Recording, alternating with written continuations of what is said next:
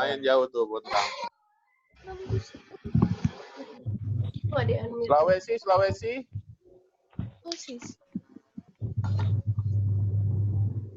Sulawesi ada Sulawesi. Sulawesi harusnya ada.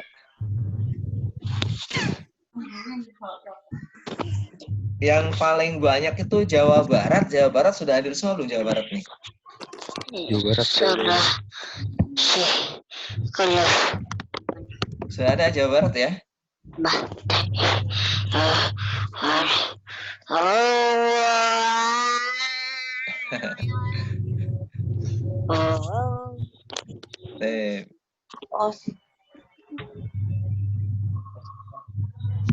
Kita tunggu 5 menit lagi nih, masih banyak teman-teman yang pengen masuk ya. Jadi nanti setelah semuanya masuk, kita akan mulai acara kita untuk pra seminar di tanggal 20. Sengaja hari ini kita kumpulkan semua ketua OSIS dulu karena antum itu adalah komandannya ya, komandan di masing-masing unit, baik sekolah di SMA, SMK, ataupun di pesantrennya masing-masing. Dan mau tidak mau kan sebagai seorang komandan, mesti tahu duluan dibandingkan anak buahnya. Dan sampai komandannya nggak tahu, menyesatkan anak buahnya kan gitu. Ya, jadi itu sehingga makanya kita adakan pertemuan dulu dengan ketua OSIS-nya, nanti setelah itu dengan Bapak Ibu gurunya, kita akan buka ke seluruhnya. Oke, terus gini, teman-teman sudah baca semalam yang saya share ya? Sudah baca semua belum? Yang PDF-nya itu, acara kita, sudah ya? Ada tata tertib segala macam gitu ya.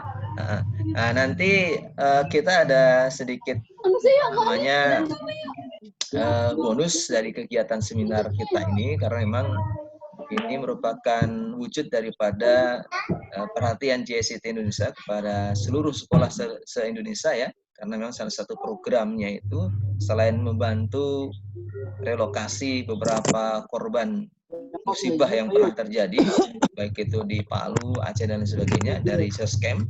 Nah, ada bagian yang khusus untuk ngurus tentang pembinaan daripada pelajar. Nah, itu ada di bidang kami di kesiswaan di JSIT Indonesia. Nah, itu pertama. Yang kedua, teman-teman sekalian, nanti kita siang jam 1 siang ya untuk waktu Indonesia Barat itu akan kedatangan tamu yang mungkin kalau kalian suka mengamati di YouTube, ini salah satu tim nasyid nasional ya, bahkan mungkin sudah internasional juga. Rul Jadid, kenal nggak Rul Jadid? Enggak, Kak. Enggak kenal ya? Waduh. Enggak, Kak. Berarti yang ditonton udah bukan nasyid lagi jangan-jangan ini ya. Enggak masih ya. Paling ya Ijaz itu kan. Ijaz mah generasi. Oh ya. Sunatul Harokah. Ya, iya, kita mah generasi lama. Kalau Jadid malah generasi awal itu. Generasi awal itu ya. Jadi insyaallah nanti ada mungkin 3 orang personil yang akan hadir menemani kita ya. Jadi ini sebagai wujud sapaan kita kepada jadi mungkin nanti 1 jam bisa kita manfaatkan untuk ngobrol bareng dengan beliau kan itu. Karena ini merupakan salah satu tim nasyid yang menciptakan lagu Marsnya SIT Indonesia. SIT. Oh, itu Kak. Yang biasa kita pakai senam. Ya, betul. Nah, itu yang di atas itu Coach Dev Rizal tuh beliau yang merancang senam SIT itu. Nah, nanti hari Selasa Bagus senamnya. Siap. Hari Selasa nanti beliau akan sharing tentang kesehatan. Ya, sharing kesehatan. Ya. Kemudian nanti hari Selasa juga kalian akan ada sharing tentang pembuatan robot. Dari Kampung Robot Jawa Timur, ada Jawa Timur? Kayak kenal sama Kak Yudo ya. Beliau ini termasuk salah satu kontingen tim robot nasional kita yang nanti mungkin akan sharing kepada kalian juga tentang robot. Sidoarjo. Betul, gitu. Ya, ditambah lagi masih banyak sih, banyak hal nanti yang akan dapatkan selain seminar gitu ya, selain seminar. Nah, saya tanya dulu nih dari teman-teman, koneksi internetnya gimana? Aman semua nggak ya? Aman, Kak. Insya Allah. Aman ya? Oke. Keganggu. Yang terganggu itu kena virus corona kali, ketabrak dia. Iya. Oke, jadi gini. Bismillah, coba bismillah, bismillah. Jadi nanti kita akan coba cek ya masing-masing wilayah, karena memang semalam itu kakak kebetulan ngadain rapat online juga, itu ada trouble di Zoom. Jadi Zoom itu semalam secara internasional semuanya kena. Jadi nggak bisa digunakan, alhamdulillah kita bisa gunakan lagi. Nah, nanti teman-teman sekalian, ini kan jumlah peserta ini di luar prediksi kita ya. Jadi tembus di 2.500. Subhanallah, Masya Allah. Jadi nanti Allahu Akbar. Kita akan prioritaskan yang masuk ke dalam Zoom itu ada ketua OSIS. Ya, ketua OSIS. Kenapa? Karena antum adalah orang spesial.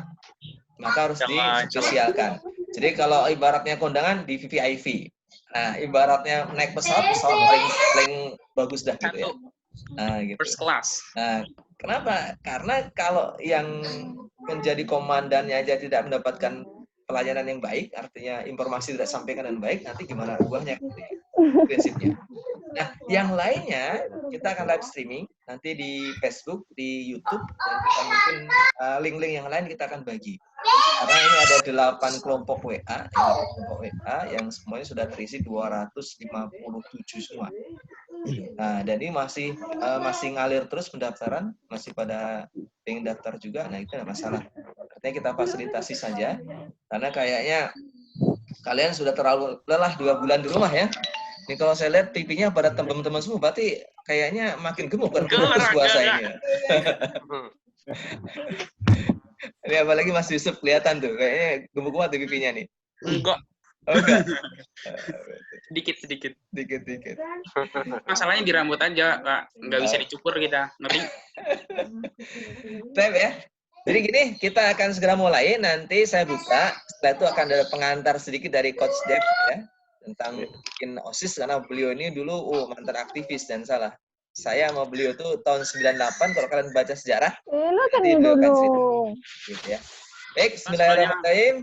Assalamualaikum warahmatullahi wabarakatuh. Waalaikumsalam warahmatullahi wabarakatuh. Bismillah, walhamdulillah, wala khawla wala quwata illa billah. Asyhadu an la ilaha illallah wahdahu la syarikalah, wa asyhadu anna Muhammadan abduhu wa rasuluh la nabiyya ba'dah.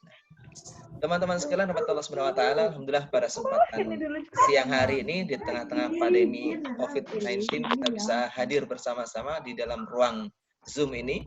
Jadi boleh jadi badan kita, fisik kita, mata kita, ya, kemudian pikiran kita terbelenggu di dalam rumah-rumah kita masing-masing, tetapi jangan sampai semangat kita pun ikut terbelenggu. Allahu Akbar. Allahu Akbar. Akbar. Untuk mengawali acara pada kesempatan siang hari ini, mari kita sama-sama buka dengan baca basmalah. Bismillahirrahmanirrahim. Terima kasih, semoga dengan bacaan basmalah tadi tetap memberikan semangat kepada kita semuanya, karena dengan bacaan basmalah tadi menjadikan inspirasi kita, menjadikan motivasi kita untuk menjadi orang lebih baik dan maju terus gitu. Karena setiap apapun yang kita lakukan harus diawali dengan bismillah. Silakan dengan bismillah, disudahi dengan alhamdulillah. Ada yang hafal lagu itu? Enggak. Waduh, gawat nih generasi kita ini. Ya, generasi milenial ini. Generasi milenial. Tahu bismillah, alhamdulillahnya aja. Lagunya nggak tahu lagunya apa. Nah, baik.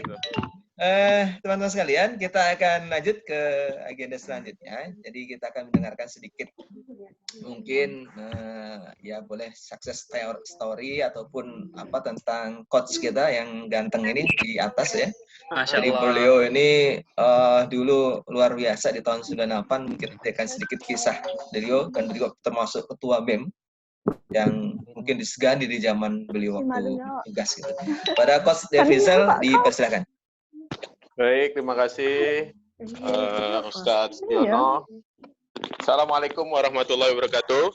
Waalaikumsalam warahmatullahi wabarakatuh. Baik, semoga semua sehat semua. Kita puji syukur pada Allah Subhanahu wa taala. Salawat dan salam pada kedua kita Rasulullah SAW. Luar biasa ya. Saya kebetulan juga menyaksikan grup 6 ya. Dan antusias adik-adik begitu luar biasa. Kita bersama-sama mengkaji ilmu dan meningkatkan pengetahuan kita ya sebagai seorang pemimpin ya. Semoga semuanya saya doakan untuk menjadi pemimpin yang luar biasa. Amin. Ya, karena negeri kita tuh butuh seorang pemimpin. Adik-adik sekalian, harus ada dorongan yang besar dalam diri kita ketika kita menjadi apapun ya, menjadi ketua OSIS, menjadi ketua ROHIS, ketua unit kegiatan di sekolah gitu ya, dan juga apapun itu.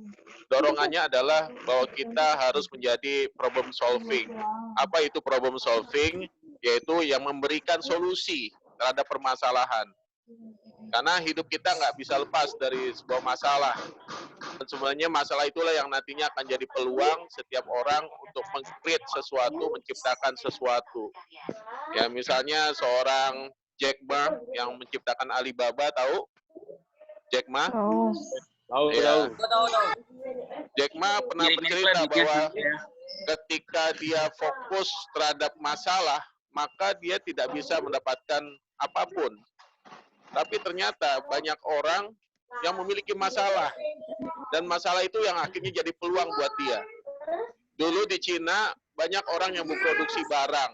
Banyak yang menciptakan barang. Tapi ternyata tidak ada salurannya.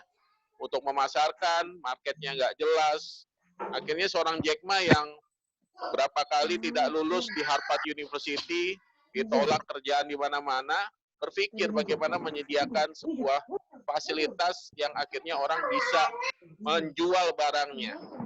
Dan akhirnya hari ini dia menjadi salah satu orang terkaya di Cina ya, dengan kekayaan yang luar biasa. Adik-adik sekalian, itulah seorang pemimpin ya. Dia menjadi problem solving, dia pemecah masalah. Jadi ketika kita berada di dalam sebuah kepemimpinan, menjadi seorang pengurus OSIS, nanti di kampus menjadi pengurus BEM dan sebagainya, hadirnya kita menyelesaikan masalah. Sehingga Allah Subhanahu wa taala yang mentakdirkan kita menjadi seorang khalifah, maka real ya kita jadi sesuai dengan impiannya Allah, ya sesuai dengan firman-Nya Allah, khalifah fil ard, menjadi rahmatan lil alamin.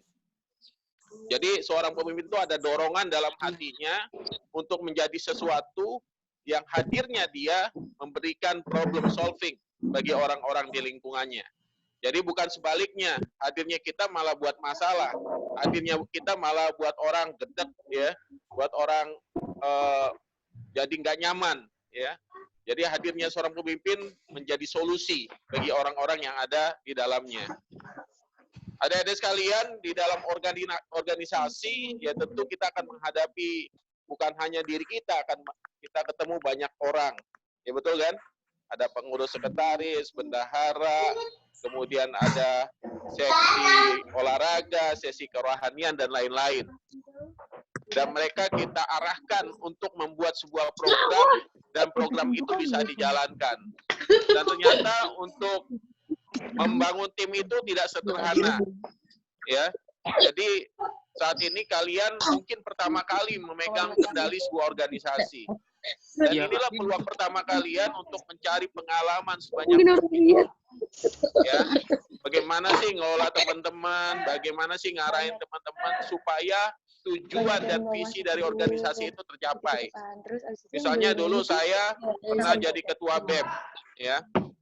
Tugas saya adalah bagaimana cara sosial politik bisa membangun posisi dengan pemerintah. Maka saya harus buat kegiatan yang menarik, aksi-aksi yang menarik, sehingga media bisa melihat saya, dan akhirnya pemerintah bisa melihat saya, dan tuntutan mahasiswa bisa didengarkan. Tentu itu tidak bisa saya lakukan sendiri. Saya butuh tim, saya butuh orang-orang yang membantu saya, backup saya, supaya kegiatan saya, visi saya bisa terjadi dan akhirnya memberikan dampak yang positif ya bagi perjuangan-perjuangan mahasiswa pada saat itu. Harus dilakukan adalah mensinergikan orang-orang yang ada di sekitar kita. Itu yang paling rumit sebenarnya di organisasi. Ya, tadi ada yang tanya sama saya, Coach, bagaimana nih cara mempengaruhi teman-teman supaya mencapai tujuan kita. Ya tentu, kalian harus belajar mengenali orang. Karena setiap orang punya karakter. Makanya nanti Pak Sutiono akan menyampaikan apa sih karakter seorang pemimpin, apa sih karakter seorang pengurus OSIS, JSIT. JSIT punya impian bahwa kita menjadi base of character. Kita menjadi basis of character. Jadi kalau misalnya pemimpin tidak punya karakter, cuma bisa ngerangkul, main, nongkrong-nongkrong, tapi nggak jelas, tidak bisa mengarahkan ke hal yang positif, ya itu buang-buang waktu. Bukan dapat pahala, tapi dapat dosa. Kumpul di ruang OSIS, hanya buat ngumpul-ngumpul, gibahin orang lain, tapi tidak ada pun hasil yang dicapai. Ya, jadi karakter inilah yang akan menunjukkan bagaimana visinya seorang pemimpin. Karakter apa yang dibangun? Tentu karakter Islami. Dan itu harus continue, adik-adik sekalian, dibangun dalam diri kita. Kita ingin bangsa ini punya pemimpin yang idealis. Apa sih idealis itu? Katakan hitam adalah hitam, katakan putih adalah putih. Perjuangannya untuk membela rakyat. Ya, itu yang kita inginkan. Sehingga nggak seperti hari ini kita lihat pemimpin kita ya terkesan tidak peduli sama nasib rakyatnya. Membiarkan saja kondisi yang ada gitu. Apakah ini yang kita inginkan? Ya, kalau ini yang kita inginkan, maka tunggu waktunya akan banyak rakyat kita yang berjatuhan. Hadirnya seorang pemimpin adalah untuk melindungi rakyatnya. Hadirnya seorang ketua OSIS adalah untuk menaungi seluruh teman-teman satu sekolahnya. Jadi ya kalau ada teman-teman kita yang sulit, kita membantu. Ya, ada teman kita yang kesusahan bayaran, yuk kita urunan. Ya, inisiatif itu harus dibangun. Apalagi kalian ketua OSIS, OSIS SMP, SMA. Karena dua hal yang harus tampil dalam sisi seorang pemimpin. Pertama, caring society. Kepedulian dirinya terhadap masyarakatnya. Jadi kalau kalian sudah peduli ngelihat di jalan ada orang, kasihan banget, dia kesulitan, terus berusaha ingin membantu, itu telah tumbuh dalam diri kita caring society. Ya, kepedulian. Jadi pemimpin itu bukan pimpinan saja. Oh, saya berada di atas. Oh, saya bos. Ya, tapi bagaimana dia peduli, dia bisa membantu orang lain. Itu yang harus diwujudkan dalam diri seorang pemimpin. Ya, di sekolahnya, wah sekolah kita kurang bersih nih. Yuk kita buat program bersih-bersih sekolah, usulin kepada pembina OSIS. Ya, oh sekolah kita kurang ini nih, kurang kendaraan operasional. Wah, bisa patungan kalau ada duitnya, ya kan? Kalau nggak ada jangan dipaksain. Jadi ini yang harus dibangun. Pertama, caring society. Kepedulian kita terhadap lingkungan kita, terhadap masyarakat kita. Itulah ciri pertama seorang pemimpin. Yang kedua yaitu responsibility, yaitu rasa tanggung jawab. Apa rasa tanggung jawab? Ya amanah. Ya, seorang pemimpin adalah orang-orang yang amanah. Orang yang tidak amanah disebut munafikun. Jadi kita sebagai pemimpin ketika diamanai ketua OSIS, ketika diamanai pengurus OSIS, maka kita harus jalani, tunaikan sampai tuntas. Ya, jangan sampai tidak dikerjakan. Udah jadi ketua OSIS cuma jadi nama doang, status, jabatan, tapi tidak ada kerjaan apapun yang dikerjakan. Berarti kita tidak amanah, kita tidak berusaha untuk menyelesaikan tugas-tugas kita. Ya, sama nanti kalian di sebuah pekerjaan, ya diberikan amanah, job desk seperti ini, maka ketika tidak dikerjakan, apa yang terjadi? Pimpinan kita, bos kita tidak akan senang, tidak akan puas. Akhirnya nggak lama kita akan dipecat. Ya, sama dimanapun kepemimpinan kita, ketika kita tidak amanah, tidak punya tanggung jawab terhadap kepemimpinan yang kita lakukan, maka ya orang tidak akan puas, kalau disebutnya distrust, dan akhirnya yang terjadi apa? Ya orang akan minta Anda mundur, minta Anda keluar dari itu. Jadi ini dua hal besar sebenarnya yang harus menjadi fokus seorang pemimpin, yaitu caring society and responsibility. Adik-adik sekalian, memimpin tadi ya tidak sederhana, jadi harus dibentuk. Bagaimana menjadi pemimpin sesungguhnya? Banyaklah kita mencari ruang-ruang kepemimpinan. Tampillah kita dimanapun kita berada. Berani bertanya, punya curiosity, rasa ingin tahu yang tinggi. Maka insya Allah kita akan menjadi pemimpin sesungguhnya. Kritis, ya, kita harus kritis terhadap kondisi yang ada, berbicara tapi dengan kata-kata yang baik, kata-kata yang hikmah. Ketika pada guru kita ngomong dengan baik, jangan menyinggung perasaannya dia. Ketika sama orang tua juga dengan kata-kata yang baik, jangan menyinggung perasaan orang tua kita. Jadi banyaknya kita berorganisasi akan meningkatkan kapasitas kita. Public speaking kita bagus, komunikasi kita bagus, kemampuan kita nyusun orang bagus. Dan nanti ini sebenarnya akan memudahkan kalian ketika nanti kalian tamat SMA, masuk ke kampus, itu akan gampang jadi ketua BEM, ya, ketua BEM jurusan atau prodi, program BEM fakultas, BEM universitas. Dan ketika di tempat kerja, biasanya orang-orang yang berorganisasi ini lebih mudah naik karirnya. Kenapa? Karena dia punya kemampuan lebih. Saya punya banyak kawan di perusahaan-perusahaan, ya. Mereka mengungkapkan, kalau saya ngelihat CV-CV pelamar pekerjaan, yang saya lihat pertama kali adalah apakah anak ini suka berorganisasi apa tidak. Asli sekarang sih. Jadi kalau yang tidak suka berorganisasi, itu CV-nya dipisahin, apply-nya dipisahin. Kenapa? Orang yang nggak berorganisasi biasanya lebih sulit untuk diatur. Tapi orang yang berorganisasi, dia akan lebih mudah. Karena kenapa? Dia sudah terbiasa bekerja. Dia sudah tahu buat proposal. Dia tahu buat surat. Ya, dia punya kemampuan public speaking yang bagus, presentasi yang baik. Ya, cara ngomong yang baik. Jadi adik-adik sekalian, tidak ada kerugian satupun ketika kita berkumpul, berorganisasi dengan sesuatu yang baik, memperjuangkan sesuatu. Karena ini akan bermanfaat buat kita di masa depan. Mereka-mereka yang jadi pejabat hari ini, ya menjadi orang besar hari ini, ya mereka orang-orang yang memang senang berorganisasi. Jadi jangan sampai kita tidak memulai track ini, ya, dan akhirnya ya kita akan jadi generasi yang tidak diharapkan. Oleh karenanya, ya seorang pemimpin harus dibangun sejak dini usia. Ya sejak kalian SMP, SMA ini waktu yang tepat buat kalian bangun karena ini fase transisi. Ya karena anak-anak biasanya remaja masih galau, senangnya BTS, ya, senangnya ya Korea style lah gitu. Padahal yang harus kalian bangun adalah jadi diri kalian. Kita punya keunikan. Ya setiap kita punya jiwa yang luar biasa yang diberikan Allah Subhanahu wa taala. Panutan kita satu, yang terbaik, idol kita yaitu Rasulullah SAW. Nabi Muhammad SAW. Jadi itu kita lihat bagaimana profilnya Rasulullah. Bagaimana kehebatan Rasulullah. Itu masuk ke dalam jiwa kita dan itu menjadi kekuatan dan jiwa kita dalam kita berkehidupan, dalam kita beraktivitas kehidupan. Nah ini akan tampil pemimpin-pemimpin yang luar biasa dari diri kalian. Kalau tiap hari TikTokan terus, ya Allah alam jadi apa nanti gitu kan? Ya, jadi bolehlah buat TikTok tapi yang positif, buat campaign, ya, buat sesuatu yang bermanfaat, berhikmah. Tapi jangan sampai TikTok ya buat yang nggak jelas gitu karena jenuh, akhirnya TikTokan nggak jelas, joget-joget, ya, akhirnya nambah dosa, dilihatin orang lain gitu. Jadi adik-adik sekalian, bangun ya jiwa kepemimpinan kita mulai hari ini, mulai usia kalian lagi muda ini. Karena kalau kalian asah hari ini, insya Allah manfaatnya akan luar biasa buat kalian. Itu saja mungkin prolog dari saya. Jadilah pemimpin yang luar biasa.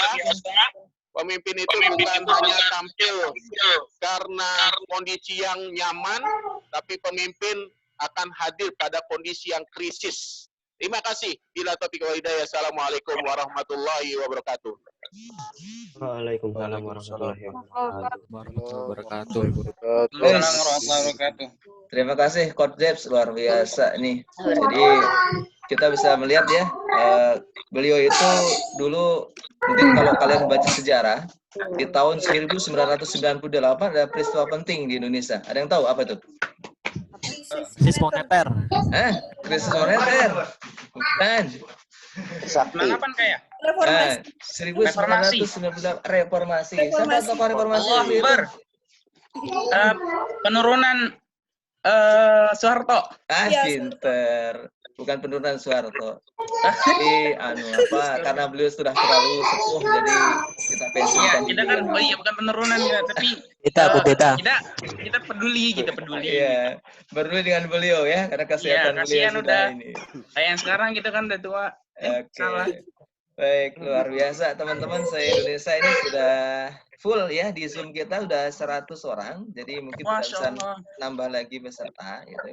Jadi ini pengantar ya, pengantar. Nanti akan banyak lagi tokoh-tokoh yang akan menyampaikan tentang pengalaman organisasi beliau gitu.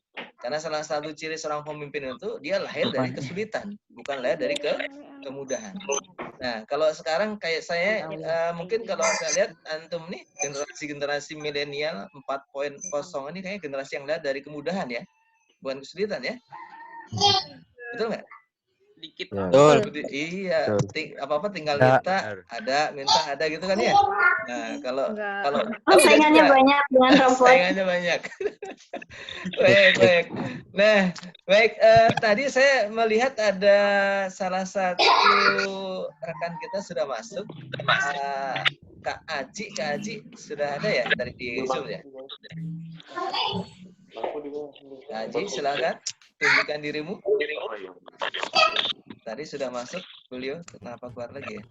Nah, Kak Aji ini salah satu personel dari Ruhul Jadid yang nanti siang akan sharing dengan kita juga. Itu judul nasi tuh, Kak. Oh, nanti mereka konser online. Minta ya suruh nyanyi. Konser online. Siap. Suruh nyanyi aja nanti. Ya, suruh nyanyi aja. Kalau nggak ini nanti kalian ikut nyanyi bareng-bareng. Tapi hafal kan ya? Hafal lagu Marsnya SIT kan? Oh, siap, Bang. Tiap pagi kita senam. Siap. Kita senam milenial, Kak.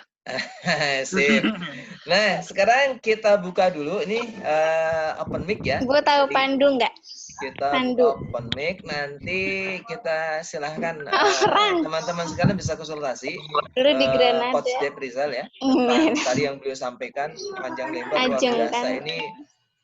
Beliau itu ibarat kata sudah banyak makan asam garamnya kehidupan. Aku nggak itu pakai itu. Udah melalang melintang juga ke dunia persilatan dan dunia Indonesia itu. Dengan salah satu udah enak itu. Dengan salah satu keahlian beliau, ini jago panah. Jadi kalau kalian pernah nonton 3 Sri Kandi Jadi konser online. Tanding berarti. Beliau ini salah satu tim panahan Indonesia ini luar biasa ya. Jadi multi talent ya, banyak. Kalau yang kenal INASP, Indonesia Archery, saya coach presiden INASP. Oke. Mantap. Standar bau, Kak. Standar bow, recurve, compound. Jadi horsebow nggak ada, Kak? Horsebow juga Oh iya. 4. Nah, itu harus dikuasai semua tuh. Ya, baik, ada yang mau ditanyakan? Silakan, mungkin bisa langsung open mic. Coach Dep. Saya, Kak. Ya, betul, silakan. Bismillahirrahmanirrahim. Assalamualaikum warahmatullahi wabarakatuh. Waalaikumsalam. Nama saya Muhammad Yusuf Asraf dari Lampung, SMA IT Fitra Yansani. Insyaallah jabatan saya sebagai ketua OSIS di sekolah. Jadi mau nanya nih, Kak. Jadi banyak pertanyaan yang kalau saya ikut seminar OSIS itu dia nanyanya gimana kalau misalkan ada anggota yang nggak aktif, sikap kita itu bagaimana? Terus akhirnya ada kakak yang bilang lakukan pendekatan. Nah, kemudian kalau misalkan kita udah lakukan pendekatan, apa lagi yang harus kita lakukan kalau misalkan masih nggak bisa gitu, Kak? Ya, terima kasih tuh, Kak. Oke, bagus.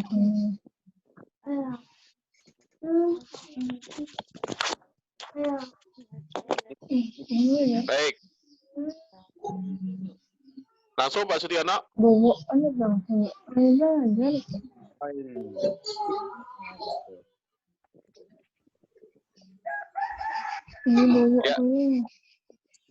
Ya. Baik ya, langsung saya jawab ya.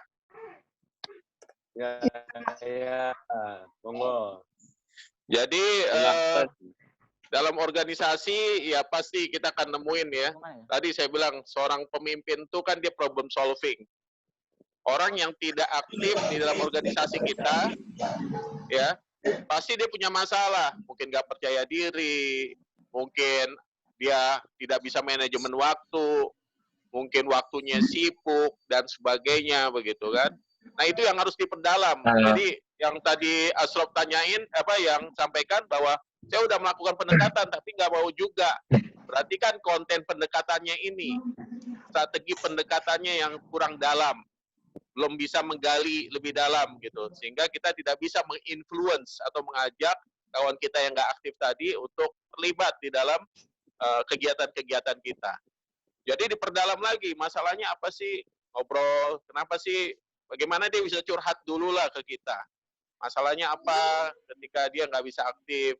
Oh saya waktu nggak ada, oke waktunya kapan kira-kira adanya. Jadi diperdalam lagi. Ya, sehingga ya walaupun misalnya sedikit, dia punya waktu seminggu cuma sekali, atau cuma sejam, ada kontribusinya. Ya. Waktu misalnya dia tidak hadir di era sekarang, udah ada era HP, digital, ya, dan sebagainya, dia bisa berkontribusi dengan mungkin undangin teman-teman, WhatsApp, dan sebagainya. Jadi orang yang mungkin tidak punya, ya tadi, waktu, ya kita bisa kasih kegiatan-kegiatan atau job desk yang lebih ringan. Makanya right man on the right place. Kita harus menentukan orang sesuai dengan kapasitasnya. Bukan hanya sekedar dengan keahliannya. Dia ahli tapi nggak punya waktu. Bisa jadi kita nggak bisa mengoptimalkan dia. Ya, tapi dengan kapasitasnya, waktunya, mungkin aksesnya yang sulit dan sebagainya.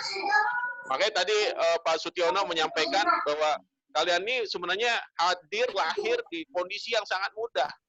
Dulu boro-boro kita punya HP aja harus nyari sinyal dulu, nggak ada layar seperti ini gitu kan, layarnya cuma tulisan sama huruf, sama angka-angka aja gitu. Tapi kalian lahir pada kondisi teknologi yang begitu luar biasa, bisa mengakses apapun, dan semua bisa berperan dimanapun.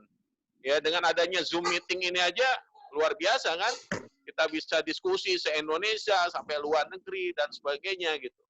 Ini kan sebuah anugerah ya. Jadi sehingga sebenarnya tidak ada satu orang pun, ya dia berada dimanapun di organisasi yang tidak bisa dioptimalkan. Yang paling penting tadi pendekatannya harus lebih dalam, lebih detail, ya. Jangan sampai ya udah, oh saya nggak bisa, ya udah kita langsung hopeless. Jangan, kita harus berjuang. Apapun kondisinya dia teman kita akan ketemu sama dia 3 tahun. Nanti satu kampus kita ketemu lagi, ya. Kalau kita cuma berusaha cuma sekali, berarti kita bukan pejuang sejati. Seorang pemimpin dia berjuang. Dia harus mencari solusi terhadap masalah yang dia hadapi dalam kepengurusannya. Ada teman-teman tidak aktif ini, saya pikir ini sangat umum. Jadi pemimpin yang hebat, ya kita harus belajar dari pengalaman. Jangan kita masuk lagi trial and error ke pengalaman-pengalaman yang sebenarnya sudah banyak track record-nya. Ya, saya pun mengalami zaman dulu ketika di kampus, di ketua BEM, ada yang nggak aktif. Ya udah, coba pendekatan ini kenapa nggak aktif.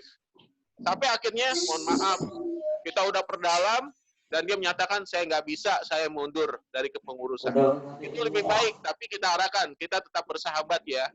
Walaupun kamu nggak masuk, tidak aktif dalam kepengurusan.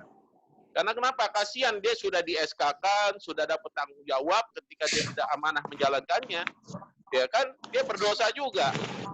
Nah, kita sebagai pemimpin coba mengayomi, ya, merangkul dengan baik, memperdalam permasalahannya, sehingga dapat solusinya. Jadi itu intinya, ya Asrof. Jadi coba di-remind lagi, diulang lagi, pendekatan lebih dalam lagi, sehingga dapat problemnya di mana gitu. Ini yang harus kita cari ketika kita ketemu sama tim kita yang tidak aktif di dalam organisasi. Gitu ya. Afwan Kak, Ya, kalau tadi silakan. kan ada yang misalkan saya nggak mampu nih, saya mundur aja gitu. Nah, jadi kondisi di sekolah saya itu kan saya angkatan pertama, jadi baru tahun kemarin bukannya. Nah, kemudian 2 periode nih dapat. Nah, di periode pertama itu dikit banget orangnya. Di periode kedua ternyata maksimalnya satu bidang tuh cuma 5 orang, Kak. Nah, gimana pas misalkan ada orang yang datang pas dikasih tugas, nanti antum tugasin ya, wah nggak bisa nih kayaknya, udahlah keluarin aja katanya. Itu dari kondisi yang satu bidang cuma 5 orang, apakah kita bisa ambil keputusan untuk mengeluarkan dia, Kak? Satu bidang 5 orang berarti beberapa bidang ada berapa puluh orang gitu ya? Iya, jadi maksudnya kalau misalkan dia keluar, nanti bakal semakin dikit anggotanya, kasihan kabitnya gitu. Iya. Jadi gimana kira-kira, Kak? Baik. Jadi sebenarnya di organisasi kalian nggak harus saklek ya bahwa pekerjaan itu harus sesuai ranah bidangnya, tidak. Ya, artinya yang lain-lain juga bisa dipinjam nih dari bidang-bidang lain untuk terlibat di dalam kegiatan bidang yang lainnya gitu. Jadi nggak harus misalnya, oh ini bidang keamanan, oh berarti dia aja keamanan. Ya kita bisa mengoptimalkan. Jadi kegiatan OSIS kan nggak hampir tiap minggu gitu. Paling sebulan sekali atau beberapa bulan sekali gitu. Jadi tim yang lain bisa dilibatkan. Makanya biasanya di dalam kegiatan-kegiatan segelas JICT aja kita kalau misalnya ada event ya kita libatkan departemen yang lain ya untuk terlibat, karena kita kadang-kadang kan kalau struktur kepanitiaan kan banyak banget tuh, dari ketua, sekretaris, bendahara, seksi acara, sesi dokumentasi, seksi sekali ya kan, dan lain-lain. Jadi kita perlu libatkan yang lain, nggak masalah gitu. Nah, teman yang tadi jawab, oh saya nggak bisa, ya yang nggak bisa ini tadi saya bilang perdalam dia. Kenapa sih? Pendekatan yang baik, persuasif, jangan marah-marah, ya. Jadi, wah lo nggak bisa, ya udah lo selesai, ya kan? Selesai. Akhirnya kita musuhan, akhirnya ada sakit hati, nah nggak bagus. Jangan cari musuh, cari kawan aja, ya. Bisa jadi ya mungkin dia belum memahami esensi tugas dia di situ. Ya kalau saya sih pengalaman saya kalau adik-adik di OSIS, setara SMA ya tadi masih senang hal-hal yang lain. Kalian cerahkan, kayak ketua OSIS mencerahkan. Kasih kita, visi kita kan di organisasi ini cari pengalaman, ada dapat duit memang ya. Tapi pengalaman ini akan berharga buat kita, ya kan? Kita belajar manajemen, belajar public speaking, belajar buat surat, capek memang. Tapi banyak hal dan ini yang akan membedakan kita sama yang lain yang bukan pengurus OSIS. Itu yang harus dibangun terus, pencerahan-pencerahan itu. Ya. Kalau saya sampaikan namanya merevitalisasi lagi mindset-nya dia, cara berpikirnya dia tentang OSIS. Ini yang terus yang kita sampaikan ke JICT yang tadi, ruhnya OSIS JICT apa sih? Apa yang harus dibangun dalam diri tiap orang sehingga dia punya kesadaran penuh untuk berkontribusi. Ya, Rasulullah nggak pernah dibayar untuk menyampaikan al-Islam ini gitu. Ya, dan juga para sahabat ketika jadi pemimpin mereka lucutkan semua kekayaan mereka untuk mementingkan rakyatnya. Itu esensi seorang pemimpin. Karena kenapa? Hadiah seorang pemimpin itu surga Firdaus. Surga yang terbaik. Ya. Jadi kalau kita sukses memimpin di dunia ini, ya maka insya Allah kita akan sukses menghadap Allah. Gitu. Ya, satu lagi nih, Kak. Jadi satu lagi kalau misalkan dalam sebuah acara, kayak kemarin sekolah saya ngadain mabit online nih, Kak. Jadi kan ada panitia tuh. Karena secara online jadi agak sulit dihubungi. Nah, satu orang yang tadi kata Kakak kalau misalkan sampai akhir, sampai kita perdalam, dia masih nggak bisa, bilang nggak bisa, kita ambil jalan untuk mengeluarkan gitu Kak ya. Nah, tapi kan kalau misalkan di sebuah acara, sebuah hal yang nggak lazim, misalkan mau acara tapi kita malah mengeluarkan anggota kita gitu kan. Nah, jadi pas mabit online itu ketika dia nggak ada, nggak bisa dihubungin tiba-tiba Kak. Nah pas kita ngambil kawan yang lain, apakah itu sebuah ketidakadilan ketika dia jadi bebannya ada dua gitu Kak? Ya, jadi kalau maksud saya bukan dia keluarkan gitu ya, tetap kita jangan sampai wah udah minta SK dari sekolah keluarin, enggak kayak gitu. Karena itu yang akan buat tadi ya patah hati ya, istilah sakit hati lah ya. Jadi ya kita udah kalau misalnya memang tidak bisa, terus kita udah usaha, ya udah digambangin aja, ya. Artinya udah, ya mungkin dia nggak ada, kita husnuzon aja, dia baik-baik saja. Ya kalau kita ada kesempatan kita silaturahim, Kalau sekarang nggak bisa silaturahim, mungkin komunikasi lewat orang tuanya, apakah dia baik-baik saja, atau mungkin kena COVID-19 kan, kita khawatir juga. Nauzubillah min dzalik. Ya, jadi kita husnuzon tetap, ya. Nah, kalau akhirnya dia nggak ada, ya, dan akhirnya kita memberikan peran pada yang lain, ya disampaikan. Teman-teman, kita kekurangan tim nih, ya. Beliau nggak bisa, siapa yang mau ngambil peran? Ya udah didelegasikan yang lain. Ya, nggak apa-apa, semakin banyak kerjaan, ya.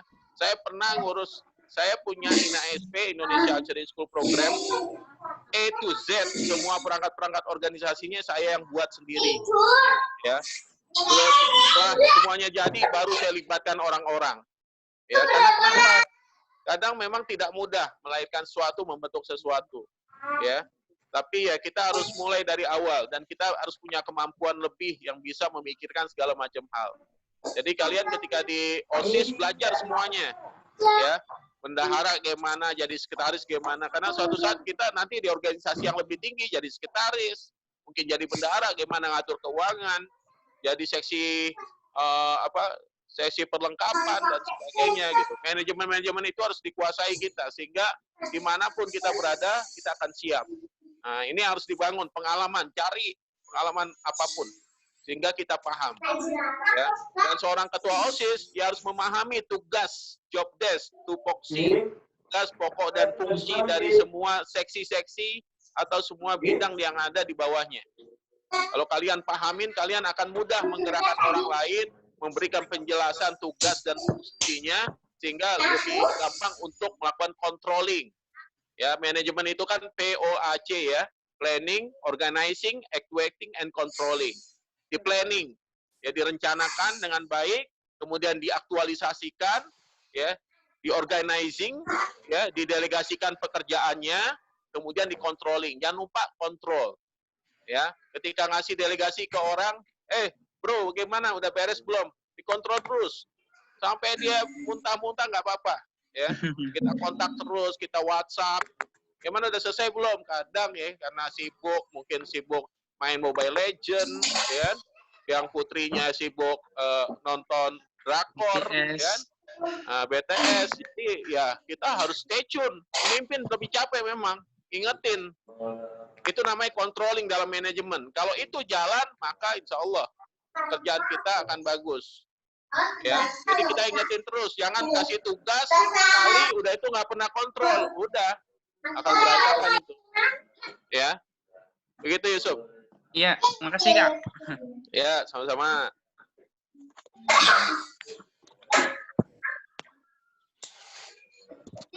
Monggo, ada lagi adik-adik yang mau dikonsultasikan atau ada yang mau di-sharing?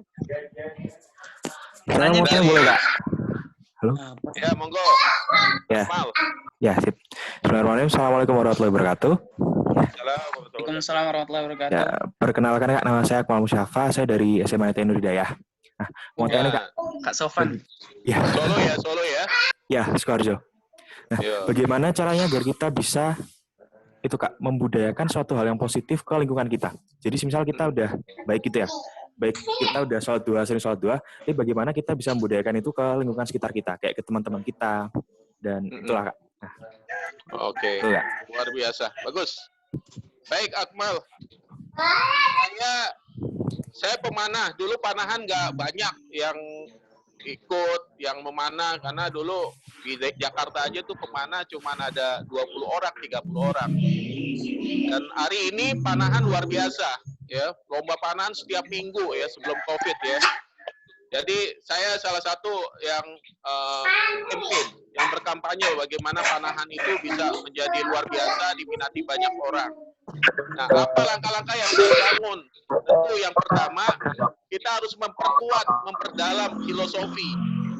Apa itu filosofi alasan-alasan? Kenapa kita harus memanah? Kenapa kita harus sholat duha? Jadi pertama kita cari dulu hikmahnya gitu.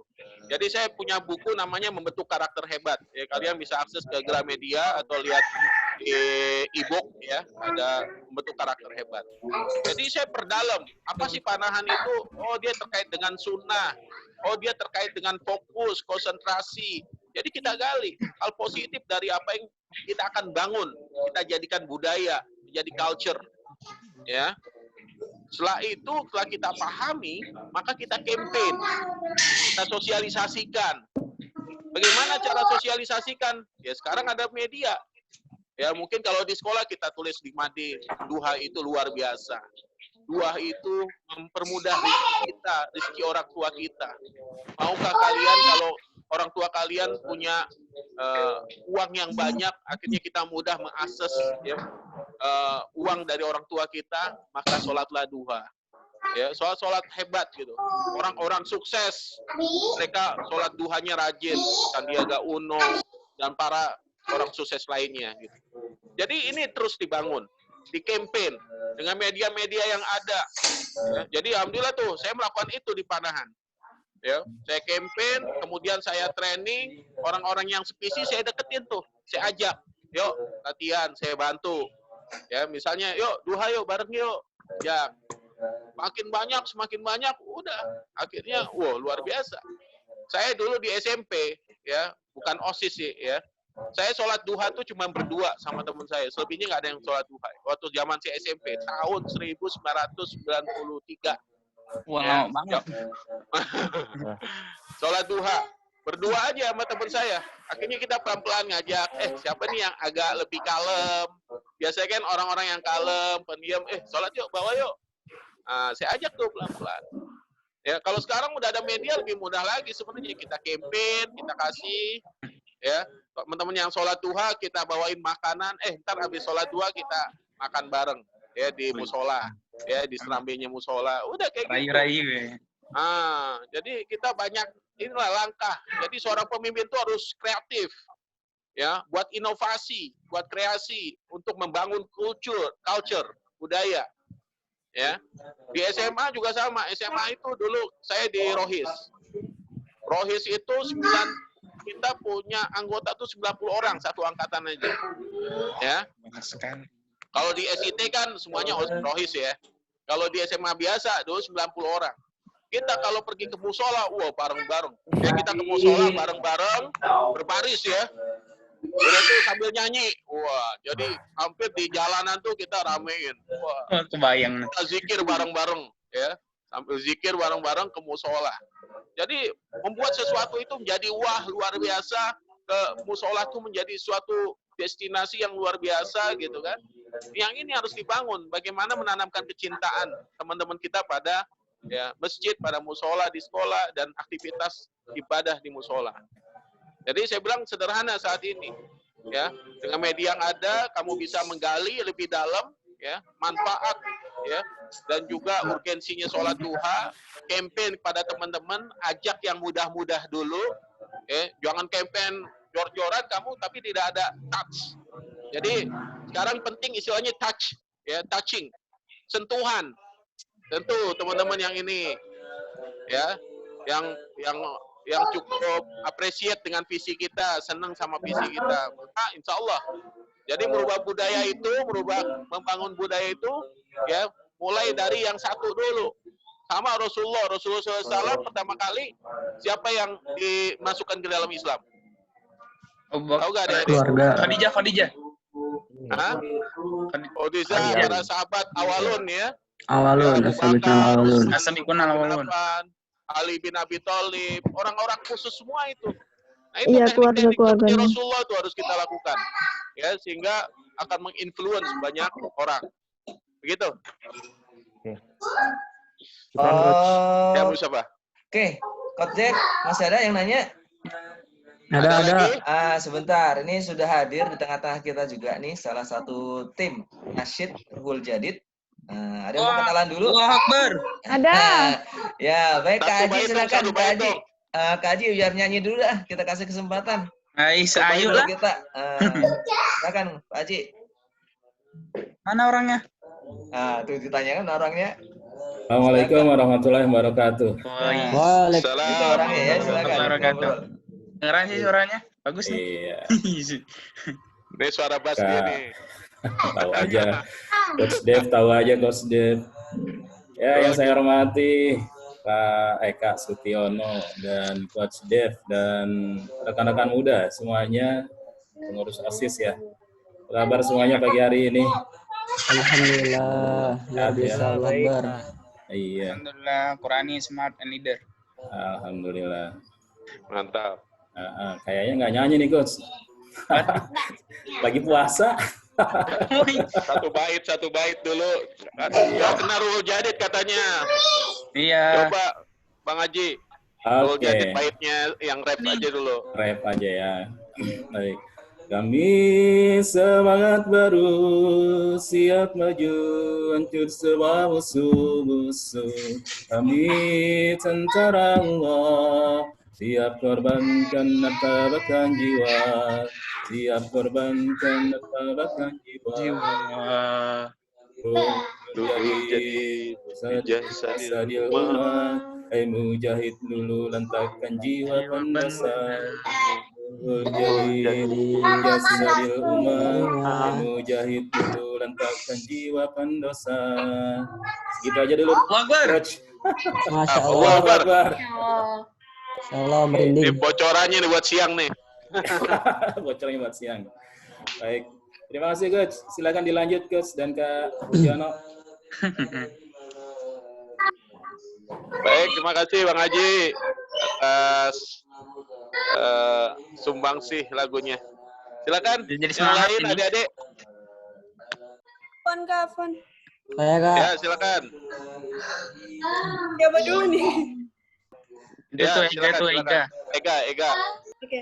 Bismillahirrahmanirrahim. Nama saya Ega dari Ya. Nurul Fikri Boarding School Serang. Oh, Serang, Anyar. Ya. Ya. Saya ingin bertanya, kan coach tadi seorang pemimpin itu harus menjadi problem solving kan bagi yang pimpinnya, bagi sekitarnya. Tapi kalau Ya. misalnya saya melakukan penggalian jadi bukan untuk kayak nih ada teman saya yang kena, lagi masalah, kamu harus ini, tapi saya gimana ya, bukan dari saya solusi, tapi saya mendorong dia untuk mencari solusi sendiri. Jadi ketika dia belum mendapatkan solusi yang tepat, saya terus mendorong dia untuk mencari solusi yang tepat. Hingga tuh dia nanti lebih memecahkan masalah sendiri dan tidak terjebak di situasi yang sama. Itu menurut coach gimana? Ya. Baik, Ega. Kalau itu dalam ilmunya namanya self healing, ya. Menyembuhkan diri sendiri. Ya, sebenarnya kita punya kemampuan ya, manusia itu punya kemampuan. Misalnya kalian lagi sakit nih. Sebenarnya tubuh kita punya obat ya terhadap masalah kita, baik masalah pikiran, masalah fisik, ya, masalah hati dan sebagainya. Itu namanya self healing. Ada tekniknya sebenarnya, ya. Cuman kan teknik ini butuh belajar, butuh ilmu. Gimana memfokuskan diri. Kembali lagi bertakarub ilallah, ya, mendekatkan diri pada Allah, minta karena ya apa yang maha kuasa, yang maha besar mengatur diri kita, yaitu Allah Subhanahu wa taala. Allah yang akan memudahkan itu. Misalnya kita lagi sakit nih, sakit demam. Itu kita bersungguh-sungguh self healing, ya. Mohon sama Allah di dalam sholat kita, doa-doa kita, insya Allah itu akan dimudahkan, diijabah. Makanya ya banyak pengalaman ya orang-orang yang menjalankan tazkiyatun nafs, yang memperdalam kecintaannya sama Allah, maka insya Allah dia akan banyak kemudahan, doa-doanya banyak diijabah, ya. Ini namanya self healing. Tapi tetap tadi Ega bahwa ya kita sahabatnya atau teman-temannya di dalam satu organisasi, ya kita tetap memberikan semangat. Makanya sebenarnya obat atau motivasi terbesar seorang manusia itu kembali pada dirinya internal, ya, kekuatan intrinstiknya. Kekuatan eksternal sebenarnya apa? Stimulasi saja, kesadaran, hidayah yang harus bangun dirinya sendiri. Sama ketika orang mau jilbaban, ya kan? Jilbaban dong biar soleh gitu kan, biar jadi wanita solihah gitu. Kita ngomongin sebanyak apapun, kalau dirinya tidak punya kesadaran yang penuh, ya tidak akan terjadi. Tapi dengan ada informasi dari orang dan akhirnya dia merenungi, ya, belajar, cari ilmunya, maka insya Allah akan tumbuh kesadaran dan akhirnya dia akan menemukan hidayahnya. Jadi sebenarnya tadi kita ketemu teman-teman kita punya masalah, ya, tugas kita mendoakan dan memberikan masukan. Perubahan itu kembali lagi pada dirinya masing-masing, ya. Jadi misalnya tadi kita udah berusaha nih, kok nggak mau juga, kok nggak mau terlibat juga. Kita udah perdalam nih, tapi kok nggak bisa juga, gitu kan? Ya karena hidayahnya belum dapat. Nah, bagaimana supaya dia mendapatkan hidayah tadi? Kembalikan lagi pada nilai-nilai Islam. Makanya ketika kita sampaikan, kita berada di organisasi, gunakan bahasa-bahasa yang menggugah hatinya, ya, menggugah perasaannya. Kamu kenapa nggak mau belajar? Males gua, ya, capek belajar, tekanan luar biasa. Kembaliin lagi. Kamu tahu nggak belajar itu penting? Kalimat pertama yang diturunkan kepada Rasulullah itu apa? Iqra, belajar. Itu pintu kita mendapatkan hidayah. Ya, pintu kita mendapatkan ilmu. Kalau kita tidak punya semangat belajar, otak kita yang prosesornya luar biasa, kapasitasnya yang besar ini, tidak akan banyak menampung ilmu ketika kita tidak buka otak kita. Nah, ini kan yang terjadi gitu. Ya, yang kita harus bangun adalah kata-kata yang menggugah saja. Kembali lagi pada nilai-nilai filosofi, nilai-nilai keislaman itu. Ya, mungkin kita tidak akan bisa menggerakkan dia, tapi nanti kesadaran dia akan tumbuh. Sambil kita berdoa, ya Allah, semoga kawan saya ini, sahabat saya ini dibukakan hatinya, dimudahkan keinginannya untuk mendapatkan hidayah darimu, ya Allah, agar menjadi orang yang terbaik. Nah, ini mendapatkan solusi terhadap masalahnya. Gitu. Ya, sebesar apapun duit pemerintah hari ini gitu untuk memberikan solusi terhadap COVID-19 ya nggak bisa. Kembali lagi ke kesadaran masyarakat untuk hidup sehat, ya kan? Cuci tangan. Duit udah banyak nih digelontorin sembako, tapi tetap banyak COVID-19. Karena kenapa? Daya masyarakat belum terbangun, kampanye nggak kuat. Yang terjadi apa? Ya terus gelombang orang yang kena positif COVID-19 akan semakin tinggi. Karena kesadarannya tidak tumbuh, hidayahnya nggak dapat. Ya, makanya sebenarnya bukan konser yang diadakan pemerintah, tapi apa? Berdoa agar orang-orang Indonesia dapat hidayah. Orang Indonesia ini uncivilization. Apa tuh uncivilization? Orang yang tidak terpelajar. Makanya ada sekalian, kenapa kita belajar, kenapa kita berilmu, ya? Menjadi ulul albab supaya kita menjadi orang terpelajar, kita paham esensi dari apa yang kita lakukan. Jadi kebanyakan orang Indonesia uncivilization, maka ya kemungkinan banyaknya orang Indonesia yang mati sangat besar. Karena kenapa? Mereka tidak terpelajar. Ya, mereka kurang dapat hidayah gitu. Tidak menumbuhkan hidayah dalam dirinya. Maka ya tadi yang harus dilakukan oleh pemerintah harusnya campaign, sosialisasi, menstimulasi, menyampaikan dengan baik gitu. Menyampaikan esensinya, Islam itu mengajarkan bersih. Ya, makanya pendekatan apa? Kultur namanya. Pendekatan budaya. Budayanya orang Serang gimana sih? Budayanya orang Batak gimana sih? Si orang Batak orang yang keras. Ya udah dikerasin aja. Orang Batak, kamu harus ini nih. Cuci tangan kau, ya. Kalau enggak boleh makan kau. Nah, gitu. Ngomongnya jangan lembut-lembut. Monggo orang Batak, ya, cuci tangan, ya, nggak ngaruh itu sama orang Batak, ya, harus keras, dikit, ya, karena kenapa? Ya biasa lah, kulturnya gitu. Jadi pendekatannya pendekatan budaya.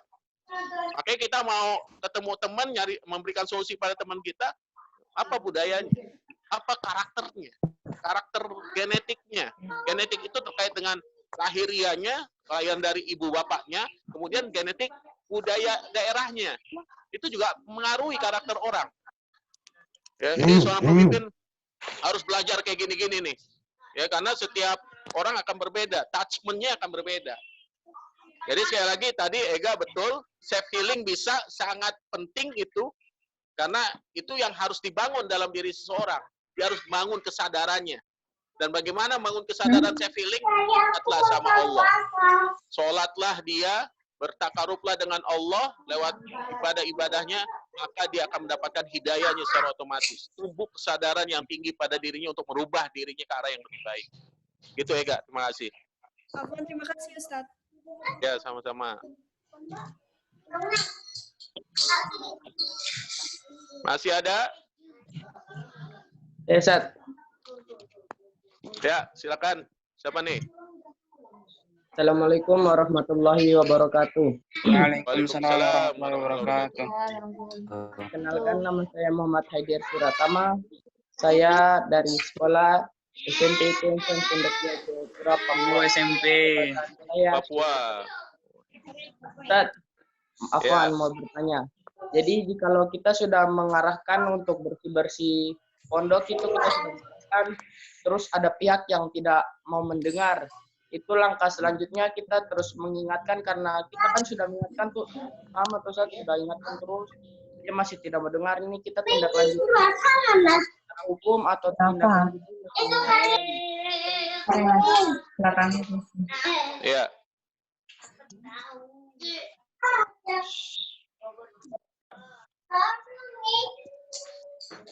Belakangnya TV. Sudah yang dari Papua? Ya. Sudah. Belakangnya TV. Apa soalnya tadi? Oke. Jadi kalau kita misalnya punya ya tadi ya, punya peraturan kegiatan di pondok, di pesantren, ya kan pesantren kan memang membangun kemandirian, membangun tanggung jawab ya. Jadi kelebihan kalian yang di boarding sebenarnya kalian akan terbentuk kemandirian yang luar biasa gitu. Kalian orang-orang hebat yang teman-teman yang di boarding itu orang-orang hebat. Ya, keluar dari rumah, yang keluar dari kondisi yang nyaman gitu, yang biasanya di batu di rumah, masuk ke boarding, itu budayanya akan berubah. Budaya santai jadi budaya lebih resik diri, ya bersih diri, bersih lingkungan sekitarnya gitu kan. Artinya kan memang tadi situasi yang kamu tangkap pertama bahwa ya terjadi transisi perubahan. Ya tentunya perubahan itu tidak cepat, tidak langsung. Karena kenapa ya harus pelan-pelan, ya kan? Pertama kita lembutin dulu, ayo friend, bantu dong bersih-bersih. Kalau bersih kan enak nih, kita nyaman. Ya, berbulan-bulan. Kalau anak kelas 9 masih gitu, nah berarti itu perlu dikasih punishment. Ya, kalau masih kelas 7 ya wajar lah. Kelas 8 ya tengah-tengah. Ya, kelas 9 punishment. Kenapa? Kamu udah jadi pemimpin di sini, kamu jadi senior di sini, kamu harus jadi contoh, uswah bagi adik-adik kelasnya. Harusnya sudah kebangun habitnya, ya berada di boarding untuk membangun tanggung jawabnya. Tiap pagi ngapain, siang ngapain, malam ngapain, ya tugas qiyamulailnya, tugas penugasan-penugasannya harus jalan. Jadi lagi, tekanan beban yang diberikan pada orang ya itu kita soft bertingkat, tidak langsung bruk, wah kamu kalau nggak jalanin push up 50, ya udah dia stres kabur dari boarding, ya kan? Iya, tekanannya terlalu lebih, padahal ketika dia sebelum masuk dia santai banget, di rumahnya santai, orang tuanya ya mungkin punya kaya gitu kan, punya kekayaan, jadi mudah masuk segala sesuatu. Masuk ke boarding langsung kamu harus ini, kamu harus ini, harus ini. Ya pelan-pelan, ya bertahap supaya tekanan itu tidak langsung dan akhirnya akan diberikan tekanan pada hati nggak nerima, akhirnya nolak, marah.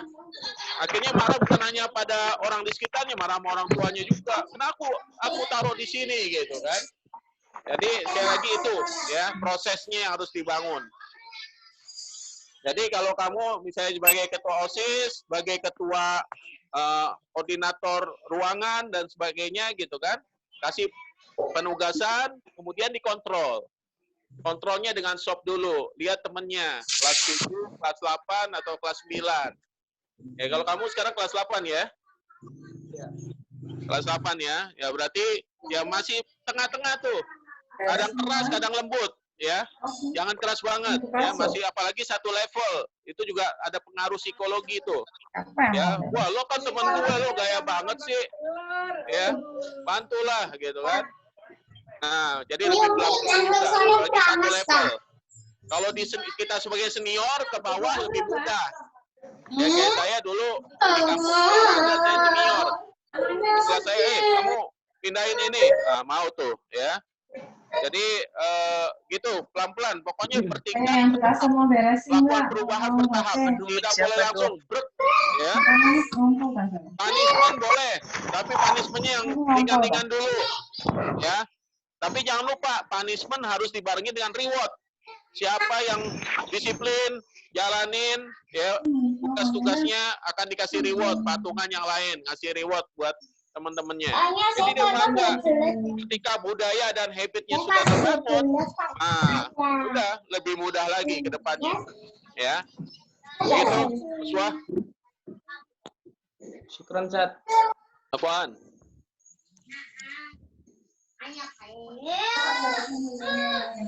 Ada lagi dari para Saya, Kak. putrinya?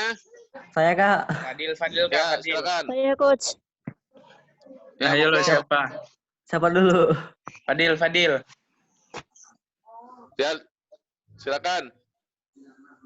Siapa? Fadil atau Fadila? Fadil. Fadil. Fadil, silakan, Dil. Ya, Kak. Bismillahirrahmanirrahim. Assalamualaikum warahmatullahi wabarakatuh. Waalaikumsalam warahmatullahi wabarakatuh. Waalaikumsalam. Habib Pun. Banyak pun. Perkenalkan, nama saya Muhammad Fadilullah Harbi. Saya dari SMA IT Baitul Muslim Lampung. Lampung, ya. Saya mau nanya, Kak. Orang Lampung.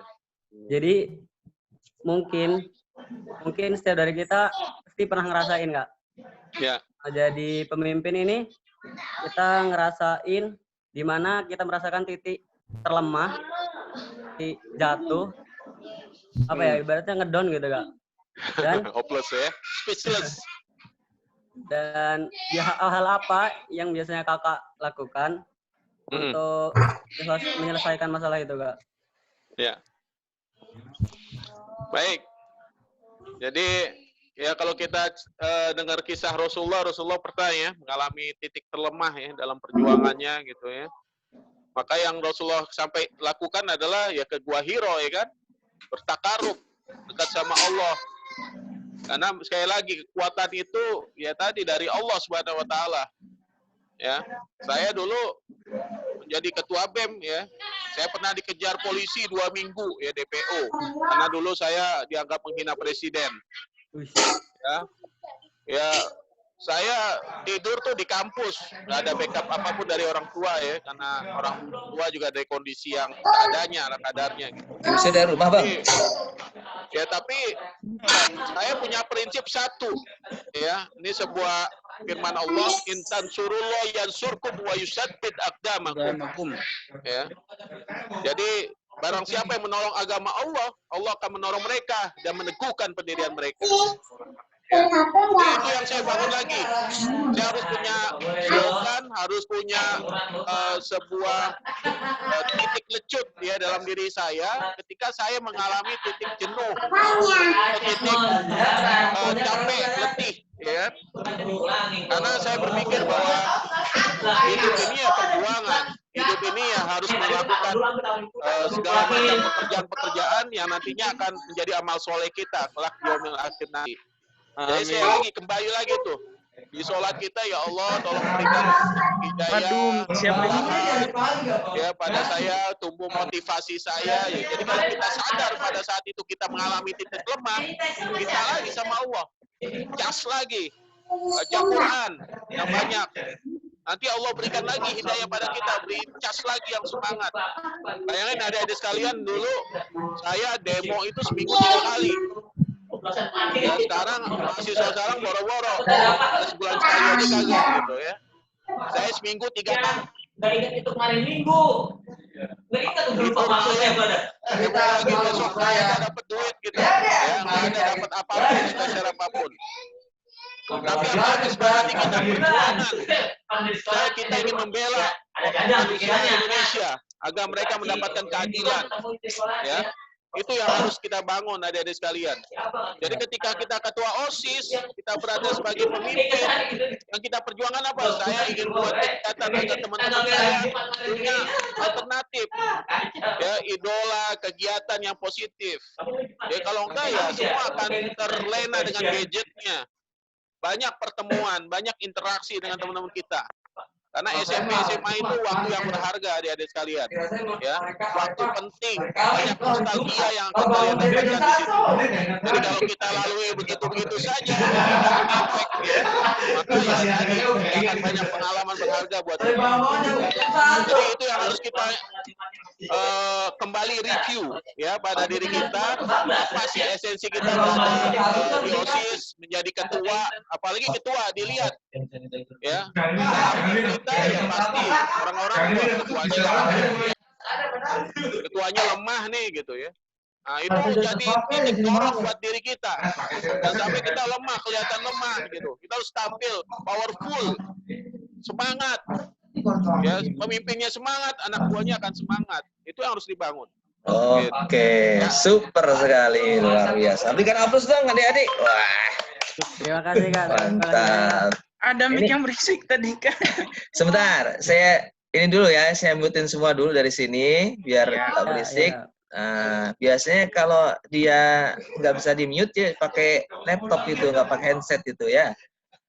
Baik teman-teman sekalian, ini waktu sudah jam 11:30 ya. Nanti kita jam 1 ada sesi lagi. Ini sudah curi star dulu tuh, ada tim Rul Jadid sudah nongol di situ ya. Kak Aji. Nanti siang mungkin akan tambah lagi ada Kak Fahmi ya, mungkin sama Kak Hendra bisa hadir sebagai vokalis juga. Nanti mungkin kalian bisa menyaksikan konser 1 jam bersama Rul Jadid gitu ya. Tapi konser dari rumah masing-masing ya. Bukan ngumpul, konser dari rumah masing-masing gitu. Jadi ini Kak Aji mereka pada kagak tahu kata nasid apa katanya. Taunya lagunya lagu yang melo-melo semua gitu. Jadi mesti disemangatkan kembali nih. Taunya nasi itu nasi uduk, nasi bungkus dan itu nasi padang nasi gitu. Kak, nasi. Oh, nasi ya. Begitu ya.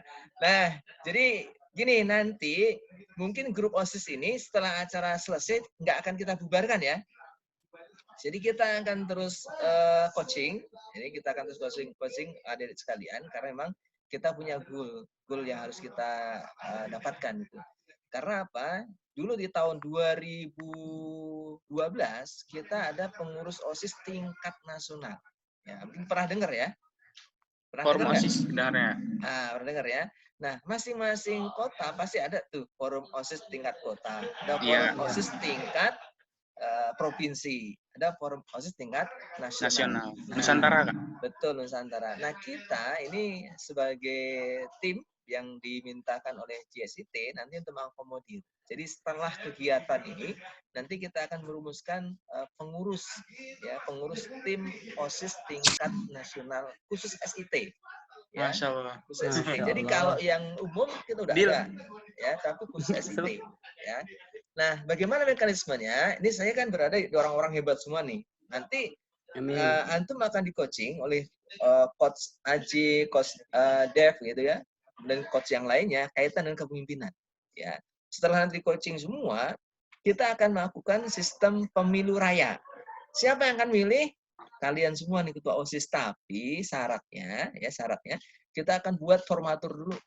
Dari sekian banyak ketua OSIS, ini ada 100 ketua OSIS se-Indonesia, SIT saja ya, negeri, mana yang daftar negeri ada juga. Kita nggak libatkan dulu, ya, SIT yang ada di seluruh Indonesia. Nanti kita akan pilih misalkan jadi formatur 5 orang atau 10 orang. Nah, 5 atau 10 orang itu nanti dia akan presentasi melalui Zoom meeting seperti ini. Presentasi tentang visi misi ke depan, tentang apa, profil yang ke depan, tentang pimpin segala macam gitu ya. Dikasih waktu, kayak kampanye gitu. Pernah lihat orang kampanye kan ya? Pernah. Pernah ya, kayak gitu dah. Jadi orator urung, tadi Deb sudah menyampaikan orator beliau di depan MPR. Nah, kalian juga harus menjadi orator urung. Nanti setelah orator di volume Zoom ini, nah di akhirnya kita akan share untuk memilih pakai kartu secara online, pakai Google Form yang ada di WA masing-masing. Nanti kakak akan kirim ke WA-nya, ceret, sok pilih nomor berapa, 1, 2, 3, 4, atau 5. Nah, setelah dipilih semua, nanti baru kita umumkan siapa yang akan jadi ketua OSIS untuk forum OSIS Nusantara, khusus SIT-nya. Seperti itu ya, paham ya? Bisa paham ya? Nah, kira-kira siap semuanya nggak? Siap ya? Oke. Dil, dari Lampung, Dil. Nyalon, Dil. Lampung. Nanti semua provinsi punya, kita ada 34 provinsi. Ya, ada 34 provinsi yang ada di Indonesia, dari Sabang sampai mana? Merauke. Merauke ya. Ada dari Pulau Roti, Pulau W ya. Jadi dari pulau-pulau yang besar sampai pulau-pulau yang kecil ada semua perwakilannya. Ya, ada perwakilan lain semua. Nanti kita akan coaching terus gitu. Jadi mungkin untuk OSIS nanti akan banyak ketemu pakai Zoom dulu ya, karena memang kita belum bisa diizinkan untuk bertatap muka secara langsung. Sebenarnya acara kita ini adalah 4 hari. Ya, 4 hari itu tidak melalui seminar seperti ini, tetapi kita akan masuk ke dalam lembaga diklat kepemimpinan. Cuman karena kemarin kondisi pandemik seperti ini, akhirnya kita buat seperti ini dulu. Nah, nanti setelah itu selesai, kita akan buatkan program untuk OSIS se-Indonesia seperti itu. Ditunggu, Kak. Jadi kalian ini orang-orang luar biasa semua ya. Jadi kita berharap sudah luar biasa, harus semangat. Ya. Jangan sampai kemudian berhenti menjadi orang hebat di sekolah masing-masing doang. Ya, tetapi harus menjadi orang hebat di kampusnya, orang hebat di masyarakatnya, itu yang paling penting gitu ya. Ya, baik, mungkin untuk session hari ini kita cukupkan dulu ya. Nanti rekamannya bisa kalian lihat di YouTube, kita akan upload di YouTube untuk misalkan ingin melihat lebih jauh lagi atau yang tadi tidak sempat untuk mencatat-catat, nanti kita kasih linknya seperti itu. Dan nanti jam 1 kita akan ketemu lagi. Jam 1 kita akan libatkan seluruh pembina juga mungkin akan hadir. Dan peserta yang 2.500 juga akan hadir. Kalian juga silakan hadir, tapi nanti untuk di Zoom ini karena kapasitas cuma 100 ya, siapa yang cepat dia akan dapat gitu ya. Nah, sisanya nanti akan live streaming. Kita akan coba live streaming kan di channel YouTube. Nanti kita akan coba cek kira-kira yang support di mana gitu ya.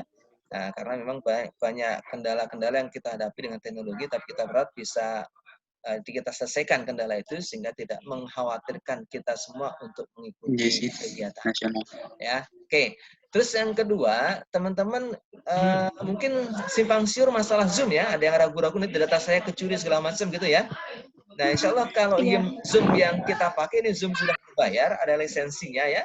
Jadi data yang adik-adik punya tidak akan hilang atau tidak akan tercuri datanya. Kecuali Zoom yang memang tidak ada lisensinya, itu yang cuma 40 menit gratis kemudian hilang ya. Kalau ini sampai 24 jam pun tidak masalah, gitu ya. Nggak masalah begitu. Baik, itu saja. Bingung nanti gimana cara mimpinnya, soalnya Kak. Ya, itu saja kita akhiri dulu. Coach Dep cukup ya mungkin ya. Coach Aji cukup ya, nanti siang jam 13 kita ketemu lagi. Konser. Pak Aji jangan lupa tuh teman-teman dikondisikan. Cari itunya apa, cari minus one-nya untuk di style nanti. Ya pertama kita nih buat backsound video. Nanti bisa ngobrol-ngobrol banyak lah tentang Ruhul Jadid. Ada video ini Pak Darmaji ini udah malang melintang dalam grup nasyid. Kebetulan kami bertiga ini dulu satu alma mater nih, bareng-bareng. Waduh, jadi nostalgia. Iya, itu ditemukan lagi dalam organisasi kan itu. Ya, baik, itu saja kita tutup dengan hamdalah dan doa penutup majelis. Alhamdulillah rabbil alamin. Subhanakallahumma bihamdika asyhadu an la ilaha illa anta astaghfiruka wa atubu ilaik. Terima kasih. Assalamualaikum warahmatullahi wabarakatuh. Waalaikumsalam warahmatullahi wabarakatuh. Oke. Terima kasih. Ya. Terima kasih, Kak. Yuk, sama-sama. Kak.